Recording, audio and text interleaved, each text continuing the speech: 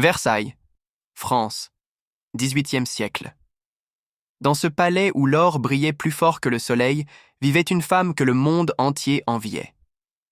Marie-Antoinette, reine de France, princesse autrichienne, jeune, excentrique, entourée de luxe, de soie et de petits chiens. Elle adorait les animaux. Dans ses appartements vivaient des épagnols nains, des bichons, des carlins. Son préféré s'appelait Mouflet, un petit carlin aux yeux sombres. Il l'accompagnait partout, au bal, en calèche, dans ses salons. On lui cousait des tenues, on le nourrissait dans des bols de porcelaine, il se promenait dans les jardins de Versailles. Mais tout changea en 1789, quand la Révolution éclata.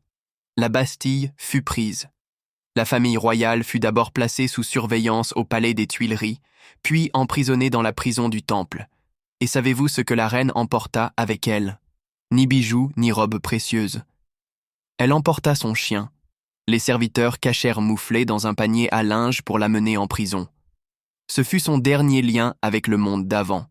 Selon les témoignages de l'époque, le petit chien lui apportait un peu de réconfort dans ses jours sombres.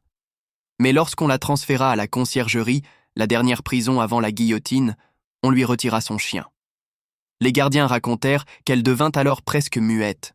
Un jour, elle aurait simplement murmuré « Mon pauvre Mouflet, au moins, lui ne saura pas que je ne reviendrai pas. » Ce n'est pas une légende, c'est un fait historique, confirmé par des lettres, des mémoires et les archives de la prison.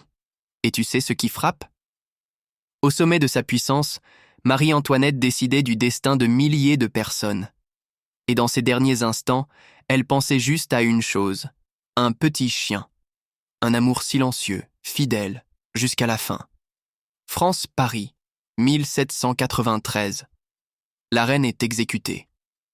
Le destin de Mouflet? Inconnu. Et vous, pensez-vous qu'un animal puisse être plus proche qu'un humain? Partagez votre avis en commentaire.